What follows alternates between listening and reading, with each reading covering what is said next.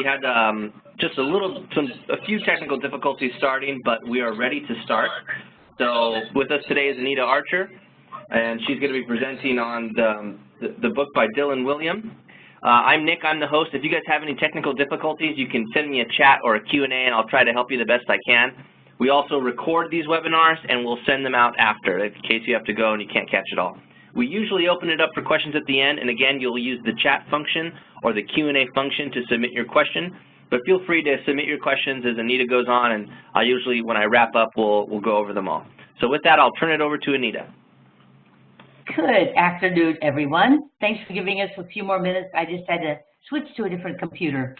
You know, every year for the TOT webinars, I pick one book that I think would be useful to add to our library supporting our study of explicit instruction. And this summer, I had a gentleman in Pennsylvania who said, I'm really enjoying this book. I think you should read it. And sure enough, have read the previous books by Dylan Wiliam, and this one, Creating the Schools Our Children Need, was a must-read. And so today, I'm going to sort of give you a book review, but also put it through the lens of explicit instruction. So there is the book, Creating the Schools Our Children Need, and it really has two parts. Why what we are doing now won't help much. And then the more important part, I'm going to emphasize what we can do instead that would make a difference. So there's two very meaningful segments of this book. And so here are sort of the intentions of this webinar. I want to introduce you to the book by Dylan Wiliam and hope you might add it to your professional library. But also, I think it would be a very good study, particularly the first half would be great for administrators, and the second half would be very great for teachers, coaches, in terms of what to do. So I'm also going to put it in context of explicit instruction because, of course, it fits very well. So starting out, the first part of the book looks at so many things that school districts have looked at to see if they would make a difference. You know, every time I get on a plane and I'm sitting down and someone is watching what I'm reading and they'll say, so you're an educator. Why aren't we doing what Singapore does? Why don't we do what Finland does? Why don't we have small schools within our high schools? And so all of these initiatives people are asking me questions about. Well, now I have a source. I have this book, which for those kind of questions, he has done beautiful reviews of logical reviews, but also with the right kind of evidence so you can follow it up. And basically asks the question for those type of innovations, is it feasible to do? Very importantly, is it effective? And is it cost efficient? Are there other things that we could do that would cost less and make more difference? And in the end, what is the evidence? What is the evidence to support that? Now, I'm going to do this briefly, hoping that you will get this maybe even an excellent book to read over the Labor Day weekend. So let's just look at some of the things that schools say, oh, let's try this. So let's try teaching students using their preferred learning styles. Maybe they're a visual learner, an auditory learner, a kinesthetic learner.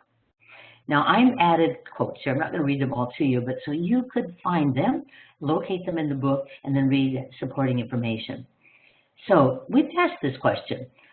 Should we figure out students' preferred learning style and teach them the visual group, the auditory, the kinesthetic?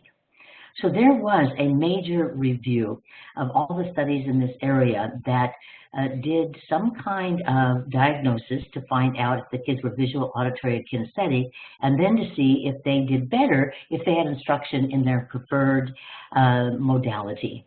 And basically what they found was this. Put bluntly, there is no good evidence that teaching students in their preferred learning styles has any benefits at all. So we have put a lot of energy into something that simply doesn't make any difference. Well, how about let's have a big high school. Let's put it into smaller high schools. And so the Gates Foundation and other groups certainly supported that. But looking at the evidence, particularly when it's a large high school, and now it goes into smaller ones, I'm just going to read this one to you. In fact, there is a slight tendency for larger schools to be more effective than smaller schools because with more teachers of each subject, teachers can specialize. So something that sounds great and might be good for other reasons, but in terms of achievement, didn't make the mark. Well, let's try paying good teachers more. Well, it turns out the answer may be yes, provided we pay all teachers more. Provided we pay all teachers more, so that over time, the teachers' salaries would be more congruent with those of engineers or doctors or other parallel graduates. The esteem of teaching might rise. The quality of people who say, well, that's the career for me, might increase. And then we might have some academic gains. But that's a great chapter to read because of, is it feasible, is it effective, and is it efficient? Questions? Well, let's try reducing class size. Now, class size reduction does make a difference, particularly if it is in kindergarten and first and second grade. But the benefits were small and the costs very high. But when it was done in large areas where they had recruitment of teacher challenges already, it actually had some negative impact because they lowered the class size, had to hire more teachers, but many teachers who did not have the same experience and qualifications, and the quantity and quality of instruction went down. So that's a great chapter to read, both for the logical arguments, but also for the evidence. Maybe we should do what Singapore is doing, Finland's doing. And, you know, I really enjoyed this chapter because, as he said in this chapter, what appears to be successful in one country simply might not be successful in another. And we have to look kind of deeply. Who were they testing?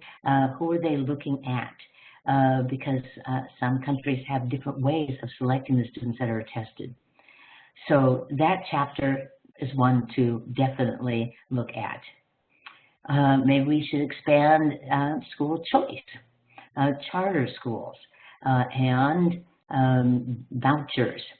And, you know, in the end, it is going to be the quality of instruction on a consistent basis given in a public school, a private school, a charter school, a school receiving vouchers. And I kind of chuckled when I read this. Advocating expanding school choice as a way of increasing student achievement in the United States is the educational equivalent of arranging the deck chairs on the Titanic. Yes, it makes things better, but not much. And there are other things we can do that will have a much greater impact on how much our children learn. For example, the quality of instruction in the classes, the amount of instruction that students receive, the explicitness of that instruction. So it doesn't, if I'm going to do a charter school, I still have to have the highest quality of instruction available. So you can see you're getting excited about reading these chapters as I did. And sort of doing little summaries. And so if someone says on the plate, so what do you think about charter schools? I can say, well, you know, it's not so much the school, but what happens in the classroom that makes a significant difference. Well, let's try, and here's some other chapters. Let's try getting smarter people into teaching, or firing bad teachers, or using computers in the classroom, or lifting children out of poverty. All of those have been suggested, and we have to ask, is it feasible? Is it effective? Is it cost efficient? And what is the evidence? And that is the gift of this book, because of the very thorough, both logical and evidence-based reviews. So get to read those chapters. But I have to tell you, it was the second half of the book that really was inspiring to me. And one of the things that caught me was the fact that we're always looking for something that would be easy to do, that would be, sounds really great. And I keep coming back after 51 years again and again to it's the quality of instruction. All of those variables of explicit instruction that we center on. Does the teacher have an objective? Does the teacher teach information in a clear sequence? Does the teacher actively involve the students? Does the teacher do, I do it, we do it, you do it? Does the teacher have demonstration? Does the teacher constantly have formative assessment embedded? To me, that is what I see in classes that makes a difference in terms of student learning. And that is very similar to the view of Dylan Wiliam. So the reality is that there is now a great deal of well-organized evidence that shows that there are things that every school district should be doing that have worked in a lot of districts, rural, suburban, urban, and your district, and that have worked with different state standards. Unfortunately, while these ideas are familiar, old hat even, they're not being implemented consistently in our schools. We need to stop looking for the next big thing and instead focus on doing the last big thing properly. The evidence about what we should be doing is pretty clear. We know what we should be doing, we're just not doing it. Thus we have this knowing and doing gap. And so what should we be doing? Well, he focuses on two things when he looks at what we should do instead. Something that's feasible, effective, cost efficient, and has evidence. So that's what we're going to use our time on because it will fit right into the perspective we have on explicit instruction. So what to do? And so he put it into two big ideas. And the first one is ensuring a knowledge-rich curriculum.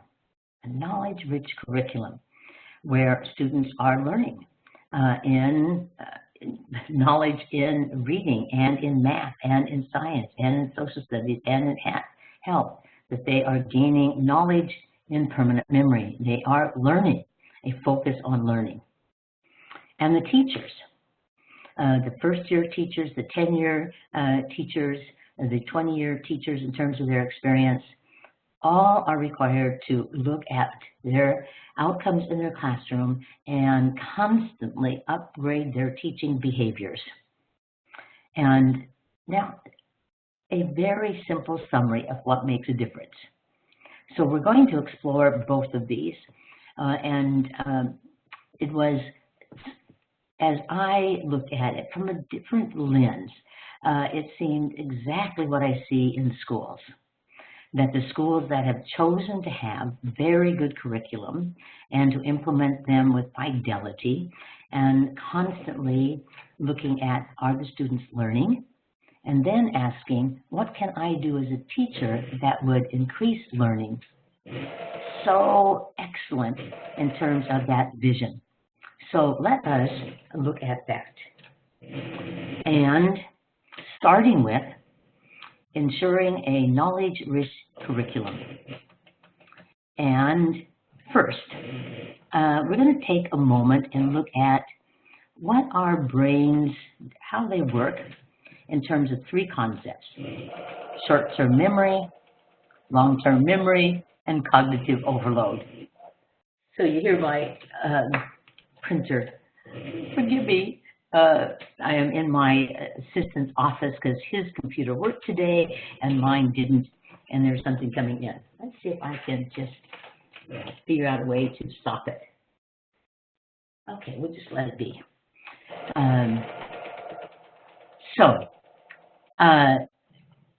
This part of this book is the best review I've had, that I've read, on short-term memory, long-term memory, and the concept of cognitive overload. So this is a little piece that is kind of a must-read for us. So you know much of this, but let's just get it all back with a little spaced review. So we all know about short-term working memory and long-term memory. And we know that our short-term memory is limited. I see that every day in my own life in terms of both capacity and duration. Capacity. Now, we've often heard, well, our short-term memory, our working memory can only hold 7 things. But some more recent research said, well, it might be even a little bit more limited, maybe only 5 items that it's able to manipulate at one time, because all of our thinking, all of our planning is done in working memory. And then the other part is the duration. What is in working memory simply doesn't stay very long. And we have evidence of this all the time. You write down a telephone number and you have it for 5 minutes, but then it's gone because it has not had enough practice to become a part of long-term memory. Then we have also research that have tried to improve short-term memory. And as Dylan Wiliam's review shows, we've not had much luck with that. So what can we do? We have limited short-term memory, and our efforts to improve it have not been very fruitful. Well, here's some things we can do to help in terms of short-term memory. And one is breaking things down into chunks, not individual items, but chunks, so that they could be easily memorized and moved into long-term memory. Another thing that helps short-term memory is associating the contents with what is already in long-term memory. And so read that last quote with me. The important point here is that the power of short-term memory is increased massively by relying on the contents of long-term memory. Now let me just give you an example that happened just a few days ago. So I have been happily on the road for months this summer, doing TOTs on explicit instruction and other trainings. I came home to learn that my washer was no longer working. The agitation or something was not working. Okay, and so Jonathan, my assistant, had a repair person come in. Now, we had looked in there, we had looked at inside the washing machine, we had a book out, we had, at least I did, I had no idea of what to do, none whatsoever. So in walks this technician from his company, actually he is the president of the company. He walked over, he turned one knob on, and he said, this must be broken. This is not working. And everything that he had in long-term memory allowed him to solve the problem that I would never have been able to solve. And I just sat there and thinking, having just reread this section, there's another great example that we need knowledge. We need knowledge and background knowledge to support the problem solving that we're doing. That the more knowledge that we have in long-term memory, the better problem solver we are.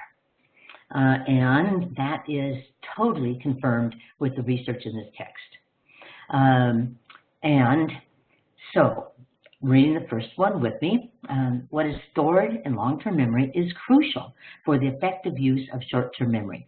The more children have in their long-term memories, the less important the capacity of short-term memory becomes. The more the technician knew about my washing machine, which he just went on and on, then he started explaining it to me, and I didn't even have enough knowledge to sort through what he was saying. The more it will support it. Now, you see that as teachers, that as you get more experience and an event happens in your classroom, and you immediately say to yourself, I need to go back and I need to do this. Based on what I've had done in the past, this would be the best thing for me to do at this moment. This behavioral problem, here's what I should do. The more knowledge you have and background knowledge, the better problem solving you are. And so he summarizes it this way. That's why a major goal of education is to equip children with knowledge, rich stores in long-term memory. which is in turn why a knowledge-rich curriculum is essential. Now, I had an event this spring when I was actually in Australia, and I was doing a demonstration lesson, and the students were reading about the Panama Canal. Now, middle school kids, and is it possible that they don't even know where Panama is? Maybe not even Central America, that they may not even know what the Panama Canal is and what a lock is. That knowledge is necessary if they were going to comprehend the article we were going to read about the Panama Canal. This again and again I see this. Facts are important. But what is more important is how facts fit together. Facts are important, but what is more important is how facts fit together. So let's just look at an example of that. So often in my trainings, I've used an example lesson about our legislative branch of the federal government. And see, here are some of these facts.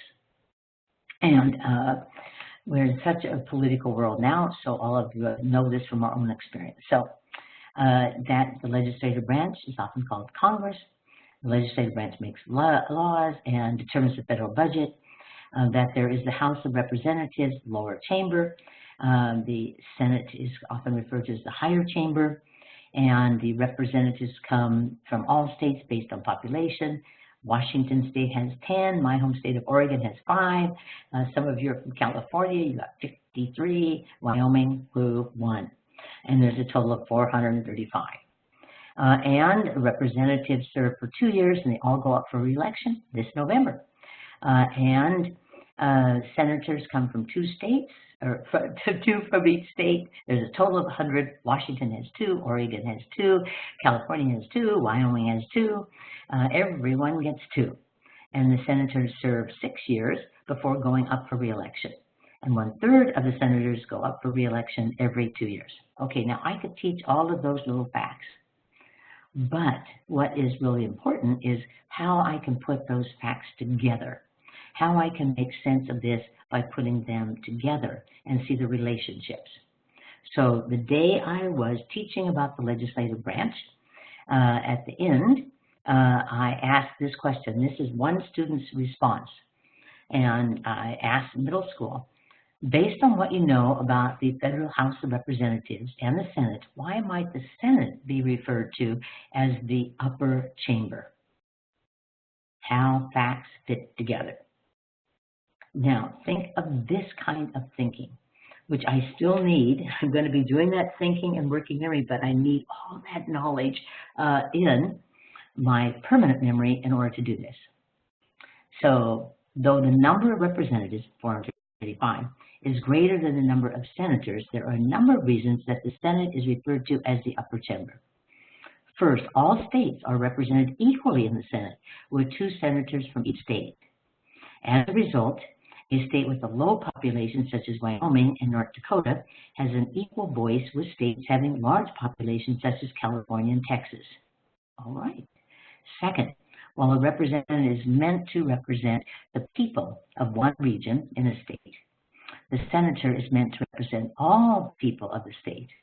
The senators are prescribed a greater role and responsibility to both their state and their federal government. Another reason that the Senate is referred to as the upper chamber is the stability of the Senate. Instead of serving for only 2 years before going up for re-election, senators serve for 6 years.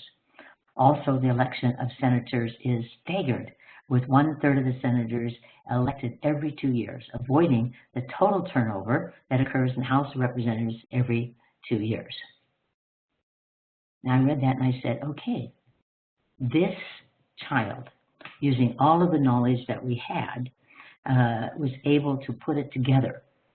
But sometimes we ask these kind of questions before we have taught this information. And without this knowledge, we cannot process it into higher order thinking. Well, let's go to a term that I often use, cognitive overload. What happens when the level of mental strain becomes too high for the learners? When you don't have enough knowledge to support your working in short-term memory in working memory. Now, I want to use an example here that I observed. And so I was visiting a middle school class, and it was a math class, and the teacher introduced a problem that the students were to work through, but had not been given a great deal of information about how to solve it. And so there was it was a very authentic kind of problem. The students got a architectural diagram of an apartment building or a hotel, one of the two, and it had some measurements, but some measurements missing, and some floors that were going to be carpeted and some that were not. And the children were to determine the number of square yards, square feet actually, of carpeting that should be ordered. And so the teacher just introduced it, struggle away kids, and see if you can figure it out. But as I watched, the students did not know how to figure out the area of even a small square or rectangle. And now they're being asked to do that with a very complex architectural plan. And when I watched them, they didn't know how, if there were two sides on it and the measurements were given for one, how to use that to figure out the other parallel side. And if they had to use more than one measurement to figure out a side, they had no idea. And what I noticed was that very quickly their attentiveness on this project declined, that they began talking to others, texting under the table, going to the restroom, that they were not engaged. But why would you be engaged in something that you didn't have the knowledge to support problem solving in working memory? And it was a perfect example to me of cognitive overload. Mental stress and strain was too high. In the book, he particularly looks at the work by Sweller and colleagues who developed the term cognitive load theory. And it was talking about how when you're working in short-term memory, that some of that short-term memory has to go to move information from short-term memory to long-term memory. And the end result is that solving problems is not the way to learn to solve problems. That you probably need to be taught the information that allows you to do it, and you need to be given worked problems that you go through in order to get to that place. So he goes on to talk about novices. Now, many of us teach novices, and so what about novices? This is the quote. For novices, worked examples where they are taken through the steps of solving a problem by the teacher are more effective than having the students solve problems themselves. So if I am a novice and I don't know about figuring out the area of a space, and it would be much more effective for the teacher to say, let's do this first, and probably on a simpler level, and let's do this next, let's do it next, let's do this next, let's do this next. And then, after I've mastered that, and I am much more competent at it, then I could do that exciting problem. And I think humans, we love doing authentic problems. But we have to have some knowledge that would assist us in doing it. So it may not be the authentic problem is a problem. It may simply be the placement in the sequence of instruction. And I think that would be the conclusion of Dylan Wiliam also. This section of the book goes on and talks about this authentic tasks. And so let's just read this together and contemplate it. However, all over the United States, there are calls for students to be involved in more authentic tasks in classrooms, solving real as opposed to contrived problems, learning science concepts by undertaking experiments rather than being formally taught, role-playing events, and so on. Where students already have a great deal of knowledge about the subject at hand, practice in applying this is useful. But if the necessary background knowledge is not present, then investigative or authentic tasks are often ineffective. This is particularly true for practical work in science education. So, putting this together, when I have a problem to solve, I need a great deal of knowledge, and I need to be taught that knowledge and maybe even the steps in solving problems before I do those more authentic problems. Now this, to me, makes total sense based on how our brains work and also what we know about comprehension, the importance of knowledge in order to comprehend what we read or what we hear. It's not the only book recently I've read that came out with this. Hattie's book, 10 Mind Frames for Visible Learning, Teaching for Success, in one chapter, basically came to the same conclusion. And so read along with me. The meta-analyses demonstrate that problem-based learning can indeed have a great impact on student performance if it is implemented at the right time in the learning process. The right time is not while the students are still in the domain of surface understanding, where problem-based learning can even have a negative effect, but once they have reached the domain of deep understanding. In other words, problem-based learning will have an effect only if learners have already acquired the necessary knowledge base to complete tasks at levels of transfer and problem solving. So I look back at the technician that came to work on my washing machine. It was such a beautiful young man. He signed his invoice Ice Cube because he is a chip off the old block, which is his father who originally owned the company. And his ability to solve problems was amazing. But you know, he was telling this story about how he was unable to figure out Maytag washing machines. And so his father sat him down and said, "Son, we're going to spend the whole day on this. And you're going to have to do every bit of it. I'm going to guide you step by step by step by step in order for you to learn this."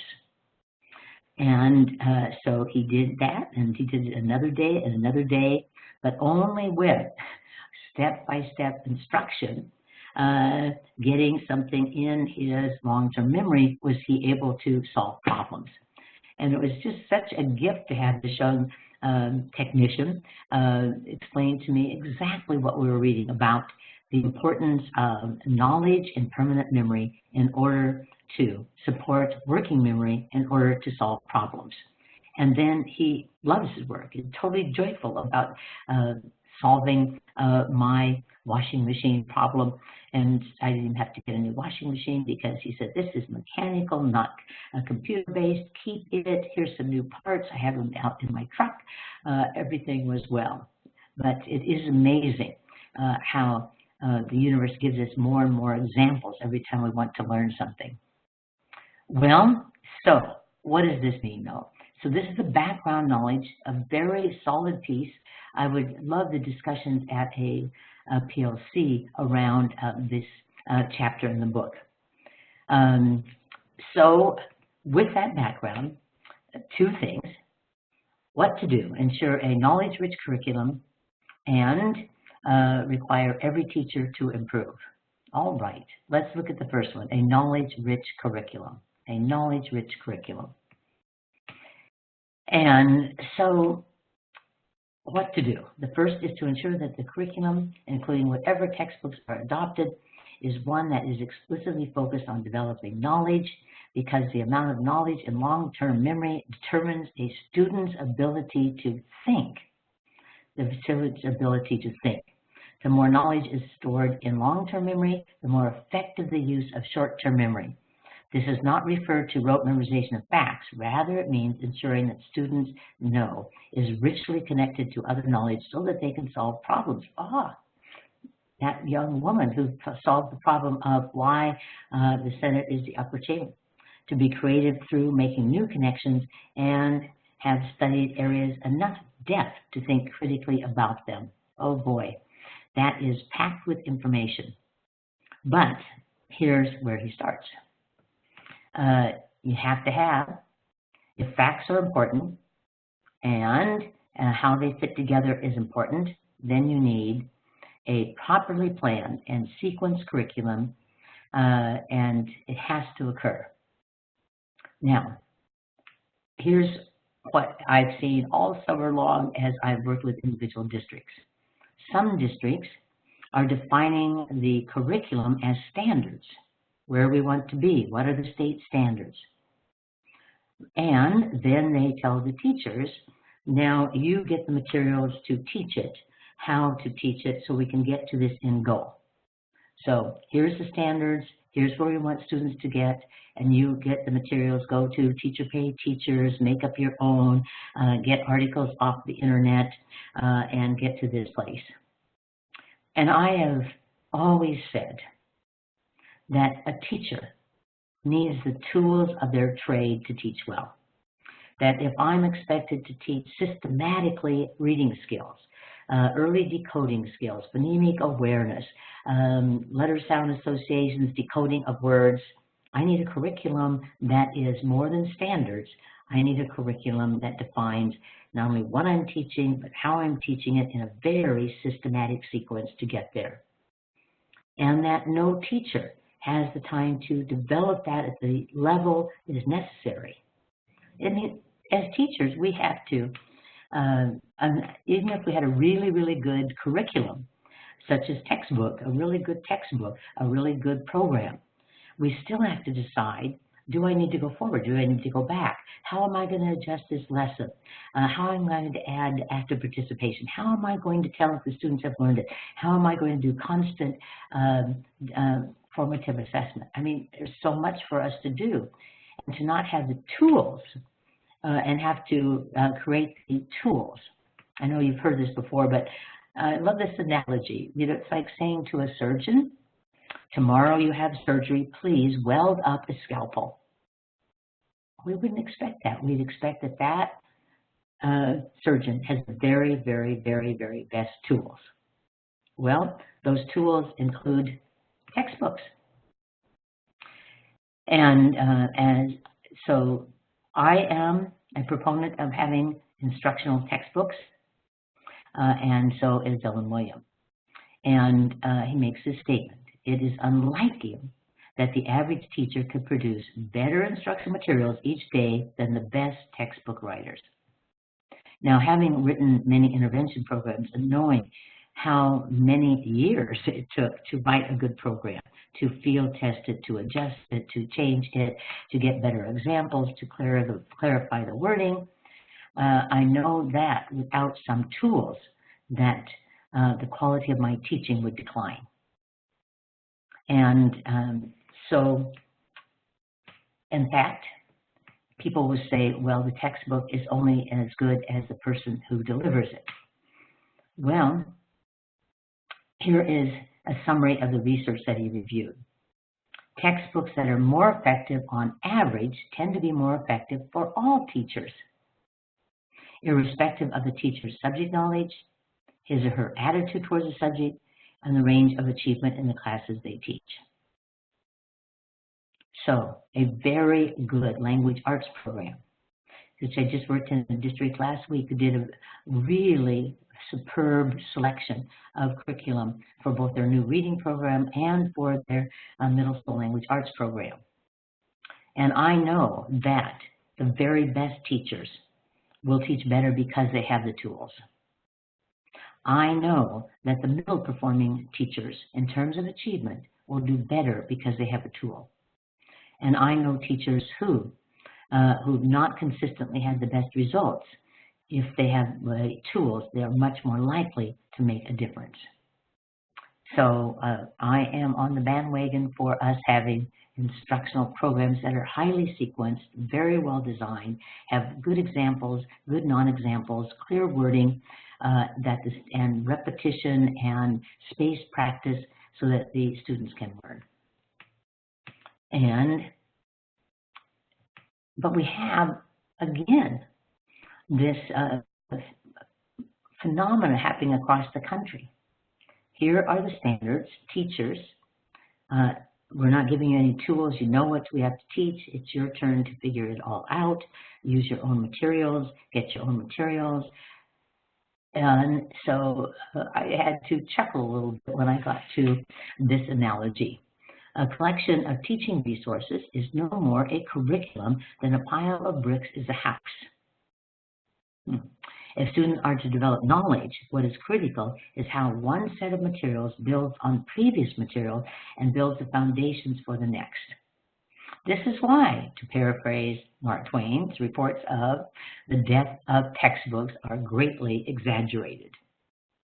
It was interesting to read about some countries that had moved away from textbooks that returned to textbooks, had moved away to resources on the computer and returned to textbooks because they found that they were able to get better results in terms of academic achievement. So pretty fascinating.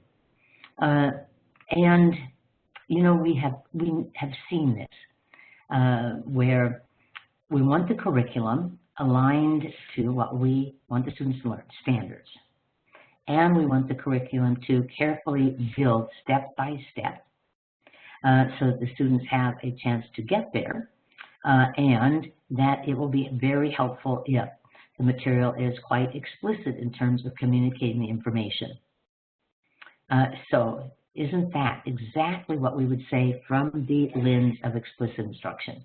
That it matches the standards, that it builds very carefully, preferably it's a program that's been field tested and adjusted based on feedback from students learning. And it communicates in a very direct way. It just doesn't hope and pray, it gives information explicitly. But then, of course, we'd also want it to have authentic problems to solve, but doing that when the students could be successful because they have enough knowledge in permanent memory to support their working memory.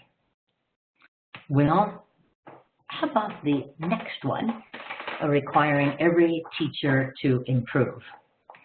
You know, I had a wonderful event this spring that reminded me that after 51 years of teaching, I have so much more to add to my repertoire. And it happened at the RTI conference in Oregon, where Kevin Feldman, a good friend, did a keynote.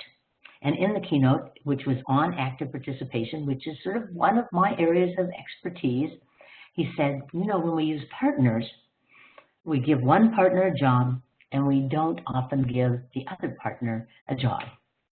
He said we need to do both. Ones, tell your partner your answer. Twos, tell them if you disagree or agree and why. Ones, tell your partner how these concepts are the same. Twos, tell how they are different. Ones, tell your partner your answer. Twos, mirror back the answer. And I said to myself, oh my goodness, I have not been consistent on that. I need to ensure that both people in the partnership have something to do. And it just reminded me that this career is one in which every year we can add more to our repertoire that increases the outcomes for our students. And perhaps it's true of every profession, but it's definitely true of teaching that if we are very conscious, very intentional, we are growing all the time. And so after having a knowledge-rich curriculum, Dylan Wiliam suggests that we require every teacher to improve. And how might that happen? Well, we do know It is what we do in the classroom that makes a difference. That, yes, it might make a small difference to have reduced class size. It might be a small difference to have a new building in our school. Certainly it would delight our hearts. But in terms of achievement, basically it is what we do as teachers. And so that the academic progress a child makes depends greatly on the skills of her or his teacher has been concerned over and over again. And I just want to remind us that I don't know if it is the persona of the teacher, but the teaching skills of the teacher that make a difference. Now, you probably know some of the background of Dylan Wiliam in that he is probably the current best expert in the area of formative assessment, and particularly formative assessment that is in the moment. I'm teaching a lesson, write down this answer, show me on your whiteboard. Many kids got it wrong. I adjust my lesson. I go back and reteach it. I give another parallel item. You do that parallel item. I watch it on your whiteboards, and we go forward. So it is in that moment, not necessarily every 2 weeks, but right in that moment, in real time, I'm adjusting my instruction to meet your needs. And that, if I'm using a learning, because that would require I'm focused on learning, I'm focused on your responses during active participation, and I'm adjusting the lesson in that moment based on your needs. That's exactly what the message of explicit instruction is. And so, reading this with me, the most important assessment happens during the instruction. So teacher and students can make adjustments to what they're doing to make the instruction more effective. So it is right there. Write this problem down and solve it, and share it with your partner. Then I monitor around the room, and then I give you feedback. We have so many ways that we can do this, but it's a constant. I am teaching, I'm having you make a response, I'm responding to that response by adjusting my lesson and by giving you feedback. So in it, he talks about this short cycle formative assessment. Number one, ensuring that students know what they're meant to be learning. Okay, that learning intention, that success criteria we give. Then, throughout the lesson, find out what the students have learned, give them feedback that will improve their learning, have them help each other in terms of learning, but also teaching them how to monitor and assess their own learning. So giving them little mini rubrics. So they have written a paragraph, and you have a mini rubric that they can judge their own movement on. Does it have a topic sentence? Does the topic sentence announce what the paragraph is about? Do all the other sentences tell more about the topic sentence? Are transition words used to give flow to the paragraph? Do you have capitalization, punctuation, and spelling? And so I can give you feedback as a teacher on those attributes, but I can teach you to also monitor your own performance in terms of learning. So, number one, having a curriculum that is rich with content and knowledge, systematically organized, that a teacher can move the students through, and the teachers still will have much to do. How to adjust the lesson, what to go back over, how to assess the students, how to keep them attentive, how to manage their behavior while they're teaching, so much to do. Coupled with every teacher, from that evidence from the students' ongoing performance, adjusting their teaching with a focus on learning. Notice how in this short cycle formative assessment, focus on learning, number one, focus on what's been learned, focus on learning, focus on what they learn, focus on learning. And that, not focus on the activity, but focus on learning. Hallelujah, that's right where our attention should go. Well, this was just another example of ways we improve. And so we've talked many times about thinking time, what in the research is called wait time, and we know that from a number of research studies that we should give research 3 to 5 seconds of think time on most questions. And yet, the typical teacher gives, in middle schools, 1 second. And so this is the kind of thing we know, but we have to do consistent doing as we improve as teachers. What we know, are we doing it so that we can improve? Well, as we wrap this up, I read many reviews of the book, of this book that's in my library, and I just have to say that I totally agree with this English woman. William's vision of schools where all pupils follow a challenging, content-rich curriculum and all teachers are given time and support to hone their craft is a compelling one. So, Nick, were there any questions that I should respond to? Let's see. We haven't gotten any yet, but if you guys have a question for Anita, please send it in the chat. Navi. It's on my screen. Many schools. So if you see one. What? If you see a question, yes, feel free to answer it, Anita. So many schools are now using computer-based program as their intervention. Does William discuss research on the use of computer-based programs? It would be useful to have this information as I work with schools.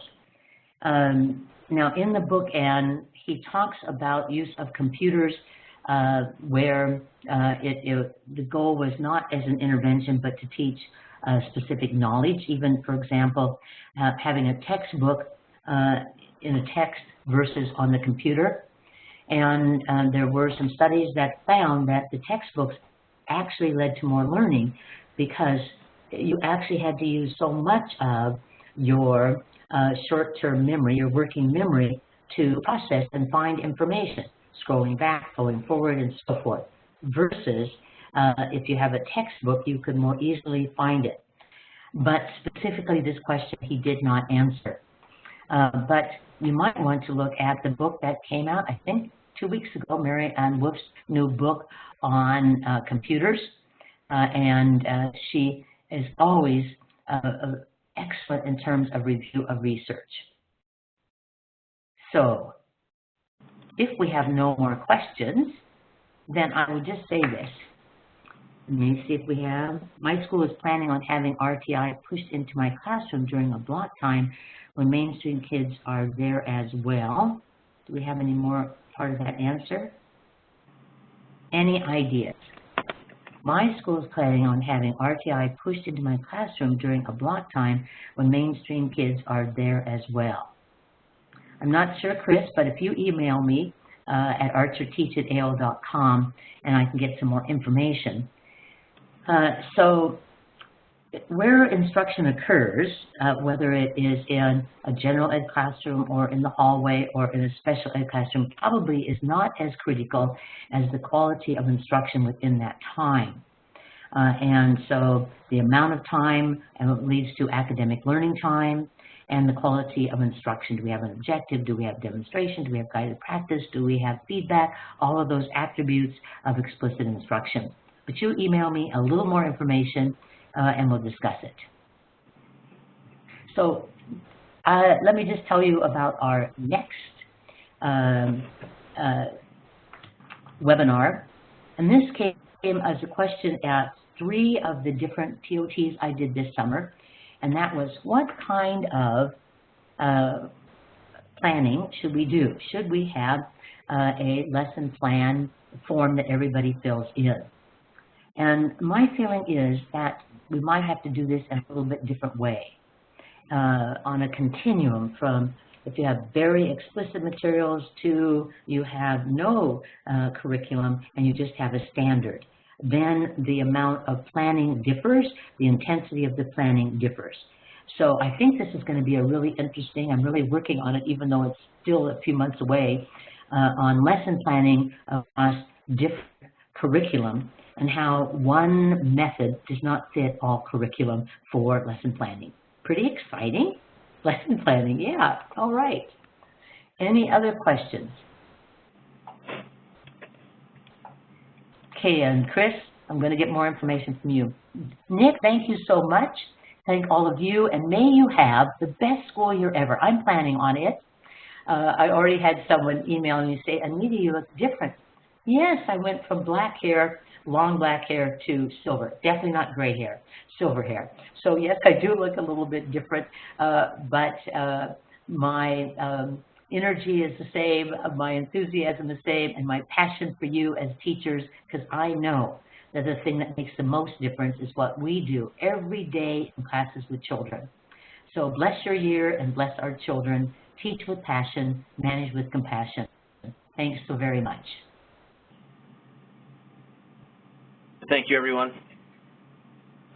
See you again.